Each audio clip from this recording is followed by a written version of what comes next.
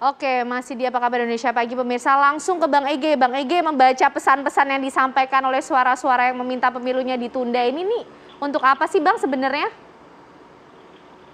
Ya, sebelum saya lupa tadi Bang Saiful Huda menyampaikan tiga dasar pemikirannya. Bang Ray Rangkuti baru dua, jadi supaya seimbang tiga-tiga. Saya tambahkan satu lagi, Bang Ray dan para pemirsa, Arif dan Ken Ane, yaitu bahwa ini sebetulnya upaya kita dalam menangani COVID-19 ini ya, terutama sekarang varian Omikron itu berhasil atau tidak sih sebetulnya? Enggak kan, katanya kan ini sudah berhasil dalam berbagai jajak pendapat juga meningkatkan kepercayaan publik kepada pemerintahan ini, ya kan? Kita apresiasi juga kerja opung kita, Bang LBP, bahkan katanya dipuji di dunia gitu. Nah kalau sekarang ini kita berhasil dan sudah optimis begitu, masa tiba-tiba kita menjadi pesimis untuk 2024? Itu logika berpikirnya sesat juga tuh barangkali ya. Jadi supaya 3 lawan 3, supaya seimbang lah begitu. Nah kembali saya mau menegakkan 3 hal juga. Hal yang pertama, ini maunya siapa seperti yang tadi ya. Saya tetap memegang Pak Jokowi menyatakan sebagai presiden kita bahwa dia tidak mengendaki perpanjangan masa jabatan apalagi 3 periode dan lain-lain. Saya sengaja mengambil contoh Putin dan bahkan Xi Jinping. Karena kita tahu kedua pemimpin ini kan sebetulnya mereka sendiri yang ingin ya di luar sana gitu. Jadi perbandingannya ke luar sana, Xi Jinping memang pengen memerintah terus dan terus gitu. Putin memang ingin menciptakan pemerintahan boneka sudah berhasil di Belarus, sekarang ingin di Ukraine sehingga dibuatlah ada republik-republik boneka, Republik Luhansk dan Republik Donetsk misalnya gitu ya. Jadi pegangan kita adalah pada apa yang dinyatakan oleh Bapak Presiden. Bapak Presiden menyatakan Jokowi tidak gitu. Nah, ya yang kedua sekarang apakah partai-partai politik boleh atau tidak mendengarkan suara rakyat lalu menyampaikannya? Ya boleh, tentu itu salah satu tugas dan bahkan fungsi partai politik untuk itu. Tetapi yang ketiga yang jadi menarik adalah arti makna ini itu terlihat sistematis dan bergelombang gitu. Jadi poin saya tuh pada awalnya seperti tidak percaya. Tapi lama-lama ketika teman baik kita semua, Pak Kodari misalnya, mulai membuat gerakan 3 periode itu, saya yakin bahwa ini bukan sesuatu yang main-main.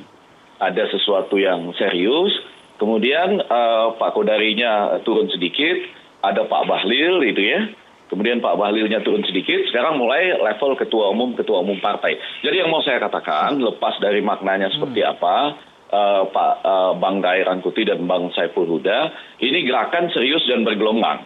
Puncaknya tapi saya setuju dengan Bang Ray Rangkuti, apapun inti dari gerakan ini yang ditolak oleh Pak Jokowi, ini adalah gerakan melawan undang-undang dasar kita, konstitusi kita. Ini pemberontakan terhadap konstitusi kita kok. Mau diperpanjang, mau ditambah berapa tahun pun, ini pemberontakan terhadap konstitusi kita. Oke, Mas Huda, ada komentar ini pemberontakan kalau istilahnya Bang Ege begitu terhadap konstitusi, Mas Huda? Enggak, ini kan usul yang sifatnya meneruskan apa yang sedang berkembang. Ya, tadi saya sudah sampaikan juga Bang Huda ya. Ya. Jadi sekali lagi kepentingan kami di PKB ini harus secepatnya menjadi bahan untuk dibahas dalam satu meja. Saya setuju sama Bang Effendi Ghazali, kalau misalnya pemerintah sudah menolak begitu, berarti meja pemerintah sudah selesai. Tinggal meja di level parlemen. Dan harus secepatnya, karena jangan sampai ini menghantui kita sampai 2 tahun yang akan datang. Nah, salah satu spirit PKB mendorong ini, supaya secepatnya ada respon publik, dan secepatnya dibahas dalam satu meja di parlemen. Mas Huda, memang boleh tanya nggak tuh kayak Mas Huda ya? Halo? Oh, Bang Ray mau nanya langsung ke Mas Huda, silakan. Saya menahan diri untuk bertanya kalau kayak gitu. Bang Ray dulu deh kalau gitu.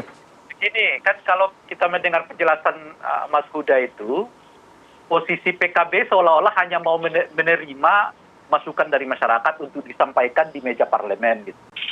Nah, sekarang pertanyaannya adalah posisi PKB sendiri terhadap usulan itu seperti apa? menerima atau Nah, itu menolak. dia. Nah, Posisi PKB dari awal menolak 3 periode. Oh. Dan, Bukan, sekarang diskusinya mungkin perpanjangan salah masa satu jabatan. solusi yang bisa kita dorong adalah penundaan pemilu yang kata Gus Muhaimin 1 tahun, paling maksimal 2 tahun. 2 tahun. Itu bagian dari ruang kompromi yang kira-kira bisa menjadi solusi dalam suasana banyaknya suara yang sekarang sedang berkembang. Karena jujur Mas, Oke. ini kita di luar ngomong soal etik, juga disampaikan oleh Bang Effendi Ghazali menyangkut soal value kita dalam rangka menjaga proses demokrasi di kita, semangat berkonstitusi dan seterusnya. Karena faktanya Baik. ada potensi yang memungkinkan untuk itu dirubah. Nah, karena itu secepatnya saja supaya tidak menjadi api dalam sekam 2 tahun yang akan datang. Semakin liar gitu maksudnya ya Mas Huda ya. Kita jeda dulu lagi ya. Betul. Bang Ray Rangkuti dan juga Ya. Bang Ege, nanti di segmen berikutnya Ya. kita ketemu lagi sama Anda. Kami akan kembali saat lagi. ya, kembali di Apa Kabar Indonesia Pagi sama ke Bang Ege. Bang Ege, tadi kan Mas Huda sudah menyampaikan sikapnya PKB itu sebenarnya seperti apa sih? Menolak kok Bang 3 periode, tapi kalau menunda ini sama kayak menambah periode juga nggak sih? Kalau saya, Pak Ray ya silakan. Ya itu secara Silakan, Bang teknis Ray. sama. Nah, cuman memang itulah kesulitan kita nanti di dalam konstitusi membuatnya. Apakah misalnya konstitusi mengatakan masa jabatan presiden itu 6 tahun, 7 tahun, dan dapat dipilih kembali setelah itu. Atau nanti bahasa konstitusinya masa jabatan presiden itu 5 tahun, dapat dipilih kembali untuk 7 tahun. Misalnya begitu. Nah itu kesulitannya, tapi apapun intinya, itu menambah jabatan atau menambah periodisasi itu sama dengan melebihkan dari 10 tahun menurut ketentuan konstitusi. Itu bahasa saja yang diperhalus, karena pada akhirnya kemudian prakteknya akan sama, yaitu memperpanjang masa jabatan. Dan yang paling penting kita ingat adalah, apakah kebutuhan kita secara langgeng bahwa masa jabatan presiden itu misalnya 7 tahun per 1 periode. Nah, harus diingat ya, jangan-jangan itu hanya kebutuhan sesaat yang berhubungan pada hari ini. Tetapi kebutuhan selanjutnya, baru kita agak jengkel kalau ada presiden misalnya yang masa baktinya sampai 7 tahun. Kalau udah begitu artinya akan diamandemen lagi konstitusi kita. Jadi konstitusi kita itu diamandemen semata-mata hanya untuk menyelamatkan masa bakti Pak Jokowi, katakan begitu, atau memperpanjang masa jabatan Pak Jokowi yang kemudian dikembalikan lagi ke konstitusi awal setelah selesai semua gitu. Itu kan kita menganggap konstitusi itu seperti barang apa yang bisa bongkar pasang begitu gitu loh kira-kira. Oke baik Bang Ray. Bang Ege, ini kan PKB Caimin, lalu juga ada Bang Zulhas juga yang bicara. Dua-duanya ketua umum. Mereka ya pasti ada popularitas dan juga elektabilitas. Kok minta perpanjang ya? Bukannya it's time untuk mereka juga untuk maju juga bisa ya, terlepas dari perolehan suara dan partai politiknya Bang Ege. Ya, kalau bicara tugas-tugas dan fungsi partai politik, tentu benar tadi seperti kata Bang Saiful Huda, mereka wajib mendengarkan apa yang disampaikan oleh rakyat. Tetapi Bang Ray Rangkuti kan selalu ada 2 masalah yang terkait di situ dalam konteks politik kepentingan. Yang pertama, orang bisa saja rahasianya dikuasai atau ada kelemahannya dipegang, atau yang kedua ditambah dengan mendapatkan keuntungan tertentu kalau mengusulkan sesuatu.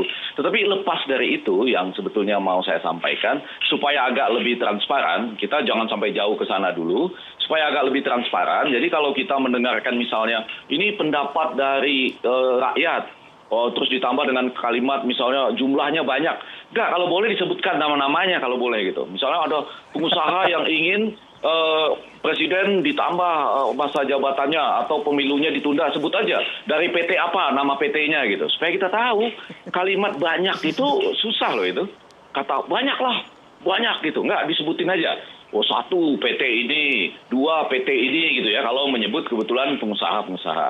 Nah yang ketiga sebetulnya yang jauh lebih penting adalah persis seperti yang saya mau sampaikan tadi, ini bergelombang. Jadi kelihatan satu gerakan sudah agak teduh, muncul gerakan yang lain. Ya, lalu agak teduh waktu itu Pak Bahlil Menteri, sekarang dari ketua-ketua umum partai gitu. Nah, Ray Rangkuti serta Bang Saiful Huda jangan lupa belakangan ini kan yang lagi tren itu namanya open legal policy. Jadi seakan-akan konstitusi itu boleh dijatuhkan asal menuju open legal policy di DPR. Jadi original intent atau niat asli dari konstitusi membatasi masa jabatan presiden itu bisa dijatuhkan oleh open legal policy kalau di DPR atau bersama-sama dengan MPR nanti itu membuat kalimat-kalimat yang betul-betul sebetulnya persis seperti kata Bang Ray Rangkuti tadi melawan logika. Mau ditambah seperti apapun, baik itu 3 periode atau mau ditunda pemilunya 1 atau 2 tahun, iya diperpanjang ya. Jadi artinya 3 periode atau kalau tidak 3 periode kan berarti pemilunya ditunda. Kita nggak bisa membayangkan bagaimana memformulasi kalimatnya di dalam bunyi pasal dari konstitusi kita yang mau diamandemen. Itu butuh amandemen loh. Ya, ya. Oke, ya artinya ini kalau dari segi pandangan Anda, Bang Ege, ini apa nih ketidakpercayaan diri para ketum partai yang menyuarakan ini atau apa? Singkat saja. Saya kira itu. Oh enggak, mereka ingat. Oh ya. Mereka menyampaikan apa yang mereka dengar dari publik ya. Oke. Gimana Bang Ray? Baik, kita sudah kira di penghujung kebersamaan. Saya menyebutkan begini ya. Jadi kalau dilihat dari alasan filosofis ya, dilihat dari alasan konstitusi, dilihat dari alasan teknis nanti soal amandemennya, akan sangat sulit sebetulnya melakukan amandemen ini gitu. Jadi apa keperluan dari Caimin dan juga PAN khususnya ya mendorong isu ini untuk dibicarakan gitu. Menurut Anda Bang Ray, menurut Anda? Karena dua. Pertama adalah Caimin dan Zul adalah ketua partai yang paling rendah elektabilitasnya gitu.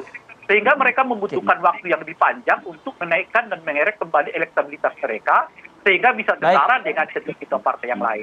Jadi ada kepentingan politik pragmatis di situ yang mengiringi alasan-alasan yang bersifat konstitusional itu. Oke, baik.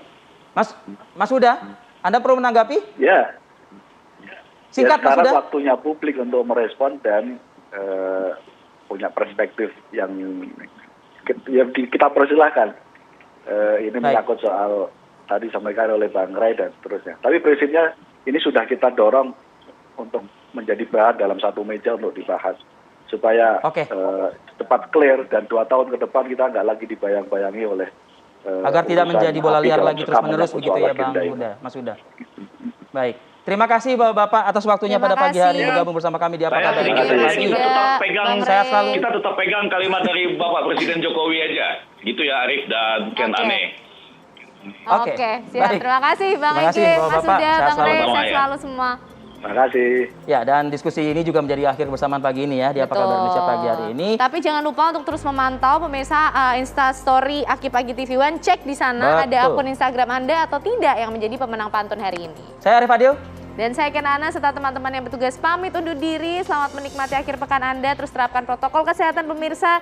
Terima kasih, selamat pagi, sampai jumpa.